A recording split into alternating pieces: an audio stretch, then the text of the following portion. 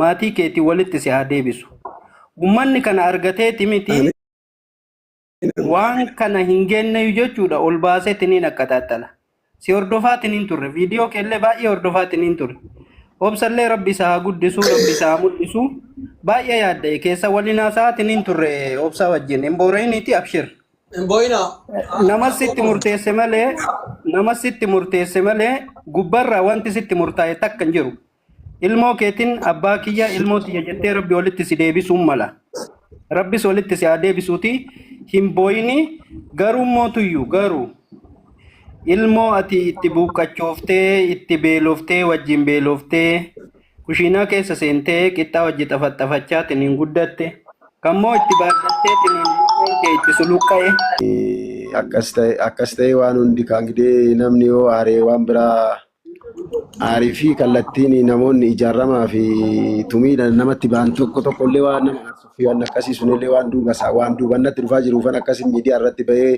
uummanni haa dhaga'uu ifa haa ba'u jedheetti wanni waan akkas godheef hin jira ammallee irra deebiidhaan maatii koottis haadha manaa koottis karaa biyyaatiinis karaa akka biyyaatittis ta'e akka addunyaatittillee miidiyaa addunyaatiif ta'ellee miidiyaa gara miidiyaa keessaniitiinis ta'e gara kiyyaanis ta'e gara isaaniitiinis ta'e yaa'u karaa nagaatiin akka xumuradhuun barbaadaanii gara kootiini. Kanaaf haati manaa koollee ijoolleen koollee anaafarrallee irra deebiidhaan ammallee akka dhiifama naa godhaniif garaadhaan akka dhiifama naa godhaniif ani dhiifama godheefii jira. Kanaaf immoo nuyi karaa nagaatiif fitannee maatii waliinis fitannee ishii waliinis fitannee akkasumatti warra immoo nu deeggareefis warra akkasumas siin dabalatee akkasumas warri duukaa keenya jirus warri gaarii keenya saasa'ee badaa keenya saasa'e akkasumas immoo boru akka araara keenya kana immoo ifa bilisaan walitti baanee araara keenya kana immoo uummanni miidiyaadhaan nu gargaares uummanni akkasitti nu wajjin xaaree halkan tokko waliin taabule sunis akka dhaga'utti anis ishii dhiifama gaafadhee ishiinis dhiifama gaafattee akkasumas immoo nu gammachuudhaan akka uummanni immoo kaleen nu bira dhaabbate sun akka nu gammadu hin jedha akkas yaadni kiyyaa fi ani akka fedha kootiitti yaada akkasiin qabaa jechuu barbaade ta'e.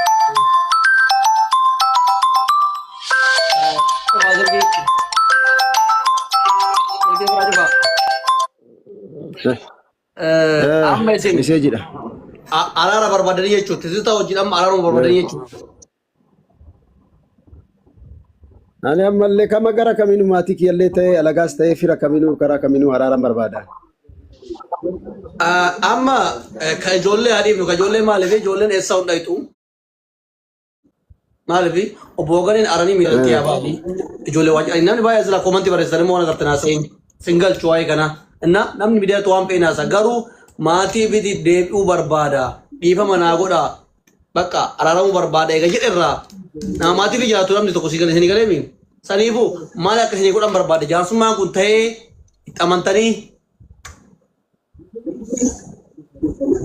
haasaya yoo jaarsummaadhaan walii gallee kaayoo yoo walitti dhufnee afaan saaqannee waan jiru kallattii walii teechisnee dhugaa jirtu walii teechisnee dhugaa jirtu walamannee wanta mamannee dhugaa jirtu walii kennee yoo dhugaan na harka jiraatte dhugaa isaanii galchee yoo dhugaan tiyya isaan bira jiraatte dhugaa tiyya naa galchanii akkasumas immoo haadha manaa kootinis hundi keenyaa dhugaa jirtu ani haadha manaa kootii ishiinis hin beetti dhugaa jiru hin beetti anis nan beeka waan ta'eef anaaf ishiin wallola hin qabnu miidhama hin qabnu waan manaa baateef sanaaf abjuu natti fakkaata waan ta'eef gara kamiinis ta'e garamiin yaa'u gara kamiinis ta'e balleechaa kootis haa ta'u dogongora kiyyallee haa ta'us baattu ani gara kamiinuu fira isaa ishiitis ta'e fira kootis ta'e fira ishiitis ta'e alagaas ta'e fira gara kamiinuu ani kan barbaadu araaran barbaada. Shee du'aalee qophii godhaalee namatti leesha. Araaran barbaada. Araara barbaada jechuudha. Araaran barbaada ani gara kamiinuu waaqarrattis lafarrattis ana waan naan eeyyamamneefu akkasumas ani araaran barbaada nagaan barbaada. Mana kootiifis nagaan barbaada jireenya maatii kootiifis nagaatu caalaa jechuu barbaade. Ayyee waa'ee dhuunfaa nama biroo hin barbaadanii jechuudha. Nagaa malee. Waa'ee nama dhuunfaa biraa kaa waa'ee gara dhuunfaa abbaan na himatu yoo jiraate kumatu yoo jiraate nama kamiyyuu alagaas ta'e firas ta'e dhuunfas ta'e ani abbaan waganiin na miidhe yoo jedhe yoo jiraate dhugaa yoo dhugaan irraa qabaate dhugaa kennee yoo dhugaan tiyya jiraatte immoo dhugaa too kennee inni isaanillee araaramuu barbaada nama kamiinuu. Aye. Nama kamuu haa ta'u namni ana na komatu yoo jiraate yoo namni dhiibbaarraa qaba hoogganeen na miidhe yookaan na baddaleera na miidhee jira jechaan na miidheera gochaan na miidhee jira namni jedhu yoo jiraate nama kamiinuu abbaa fedhee haa ta'u karaa deemallee haa ta'u namni na komatu yoo jiraate dhugaa walii kennee garamiin akka walitti dhufne akkamiin akka walitti dhufne hundaa qorannee kallattii jiruun akka jaarsa biyyaatittis ta'e akka abbaa gadaatti fi akka oromootiif akka oromtichaatitti karaa kamiinuu namni na komatu yoo jiraate kamiinuu araaran barbaadan. Aye. Garamittuu achi keessan barbaada nama keessan bultii diguu nama baay'ee barbaada nama bultii keessan diguu barbaada keessaa baasaa kan jedhu sani sinuma jettan. Homaa rakkoon qabu ani gara kootiin keessaa bahee jira jedhi namoota tokko tokkotu viidiyoo darbe namoota tokko tokkotu viidiyoo dura darbe san torbee lamaan dura jiru kanallee ammallee irra deddeebiidhaan faffacaasaa jiru waan ta'eef asumaan ergaan dabarsuu barbaade wanni nanillee ergaa kana dabarfachuu barbaade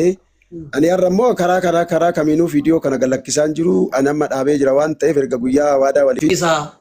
hoosti qotee na walolchisinaa jiruu kiyya keessa na dhiisaa jiruu kiyya keessaa bayaa jechaa jira akkuma agartan dhiisaa maaloo dhiisaa haa jiraatu dhiisaa nama sa'a kana fooloo barbaacha yookiin fammasuu barbaadu miti nama sa'a kana yookiin addunyatti mul'atee fooloo ittiin liibisee miti nama waggaa 40 wayiiti hangafa keessanii nama isin xashooftanii miti nama isin qaladanii miti nama isin abaaree isin argatu pilis waaqa jedha lafa jedha dhiisaa jiruu fi jiraatu ijoollee fi guddifatu nama ijoollee humsiisee qabu nama ijoollee isaa tidaarii qabdu guddina keessa jechuudha dhalchee nama ijoollee guddaa qabdu nama abbaa maatii meeqati akkuma isin ilaalta kanaa miti abbaa maatii baay'eeti dhiisaa pilis ani kasara fidee farrallee borullee immoo jibbee yookiin jaallatoo taane kabajaa fi jaarsuma hin qabne jirra viidiyoo dhiisanii jiran kabajaan isaan na kabajan rabbi isin haa kabaju na kabajanii viidiyoo dhiisan eeshii jaarsuma qabannaan eeshii namni tidaarii fi barbaadu jaarsuma qabamee viidiyoo dhiisuu jechuun waa guddaadha. Tisitallee immoo viidiyoo akkasii bira ga'uun beekaa akka waraabamee agartuus hin beekaa waa biraa haasa'uuf osoo hin taane waan kee haasa'uuf osoo hin taane waan maatii haasa'uuf osoo hin taane kuni waan dhimma dhuunfaati na dhiisadha. Viidiyoo na bussattanii jiru keenan balleessinaa waan aan jedhinaa ani immoo jaarsumaan qabamee jira akka warri natti dhaarre akka haraatti bussattanii akka haraatti waan qaramaa bartanii waan garagalgutanii akka maatii kiyyaa wal lolchine jechaa jiran waan ta'eef waan annas immoo isaan isin itti dabalanii maal jettanii waan hafeen har'as borus immoo nama kabajaadha nama boru isiniif ta'u nama kabaju obbo Waganee hin beekaan namni waa baay'ee jechuun mala waa baay'ee jedhuun mala obbo Waganee akka jechuun mala ani irratti nama kabajaati big love baxaam itti isin kabaja nama kabajaati waan dhiise een dhiisan isaan caaletii miti guddadheetii miti yookiin waa guddaa argadheetii miti dhiisa obbo Waganee nan dhiisan maaliif kabajaadha nam tokko namni waa ta'e tokko miidiyaa gubbatti illee namni aaree bahee malee miidiyaa gubbatti waan baheef illee ni beektan namni baay'een keessatti hin beekta waan namni miidiyaa gubbatti bahuuf isin galee taa'a please be careful taap share koppilii godhaati please koppilii naa godhaa manaa baatte anillee abaddalu haa dhiisu jedheen eeggachaa ture garuu dhumarra maaliif miidiyaatti bahee hoo jettanii haati teenya galtee jirti ishiin galtee jirti biyya galtee jirti duuteef jiraattee ishiin beennu bakka dhatte hin beennu bakka seente hin beennu seeratti kalaa'ee akka immoo seeran nu gaafatamu kan jedhamu marrajaan akkanaa kun baay'ee burqaa jira waan ta'eef odoon ani guyyaa san miidiyaa kanatti bahee dubbachuu baadhee ani akka nama ajjeesiti akka nama ajjeese akka waan anaan manaa koo ajjeesetitti ani qaama seeratitti kalanii agana mara abbaatu jalaalaafe abbaatu la jalaalaafe malee kallattii biyyatu beekaaf callisan malee ishiin galtee jirti duute jiraattee hin beennu seeran nu gaafatamu bakka dhaqxee hin beeku jedhamee waan haasa'ameefan kallattiidhaan miidiyaatti bahe yeroo sanillee. Miidiyaatti wanni hin baheef tokko kanaaf. Kana waan ta'eef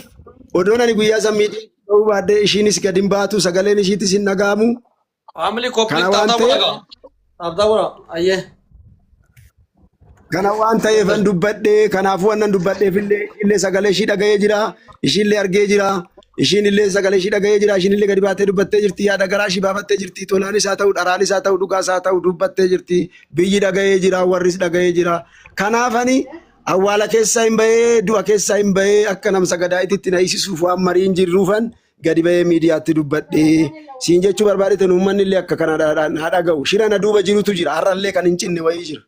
Kana waan ta'eef isaafan gadi ba'ee ani yoon baddalillee yoon uummatallee biyyallee miidhe dhiifama naa godhaayi. Kanaaf rakkinni kiyya kana hundi keessanuu galatoma warri miidiyaadhaanis nu laalta waa hundaan nu laaltanis hundi keessanuu galatoma warri na deeggartanis warri na jibbitanis warri jecha addaallee dubbattan ulfaadha galatoma Waaqayyo isin haa eebbisu Waaqayyo isin waliin haa ta'u jedhaan.